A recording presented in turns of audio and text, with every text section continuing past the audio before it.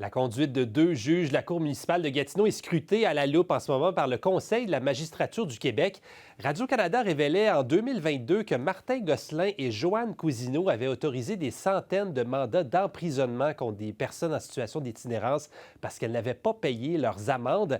Anne-Charlotte, les juges qui témoignaient aujourd'hui devant un comité d'enquête. Tout à fait. Donc, une enquête qui est menée après qu'il y ait une plainte là, qui a été déposée par un des directeurs adjoints de la ville de Gatineau contre eux. Pour bien comprendre toute cette histoire, je vous ramène, Mathieu, en 2020. Le gouvernement du Québec a modifié le Code de procédure pénale pour éviter que des personnes très vulnérables ou en situation d'itinérance soient emprisonnées parce qu'elles n'étaient pas capables de payer leurs amendes finalement. C'est un changement législatif, par contre, qui n'a pas été appliqué par la juge Cousineau et le juge Gosselin pendant environ 2 ans. Donc, résultat, entre 2020 et 2022, ils ont délivré plus de 1600 mandats d'emprisonnement pour non-paiement d'amende, dont plus de 300 touchaient des personnes en situation d'itinérance qui souvent n'étaient même pas au courant des procédures elles-mêmes.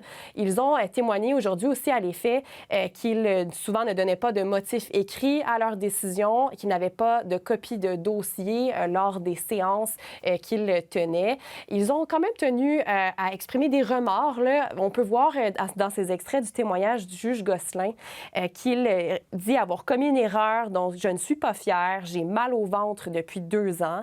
Il dit « J'ai agi de bonne foi, sans malice, sans préméditation ».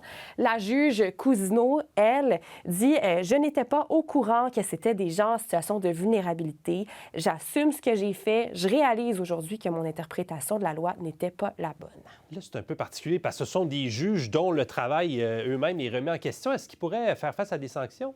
Oui, c'est possible. Dans le cas du Conseil de la magistrature, si jamais on reconnaît qu'ils ont commis des manquements déontologiques, il y a 2 options. D'abord, la réprimande, qui est le fait, finalement, de leur taper sur les doigts, finalement, publiquement. Puis la deuxième option, c'est pour le Conseil de la magistrature de recommander leur destitution au gouvernement. Mais c'est une étape assez éloignée. Et j'en ai discuté avec une professeure à l'Université d'Ottawa.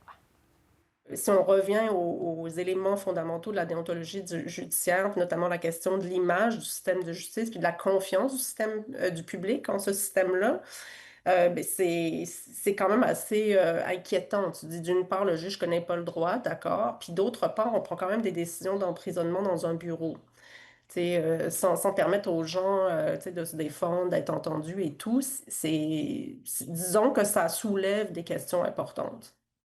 Alors, il y a une deuxième journée d'audience prévue demain. Merci, Anne-Charlotte. Au revoir.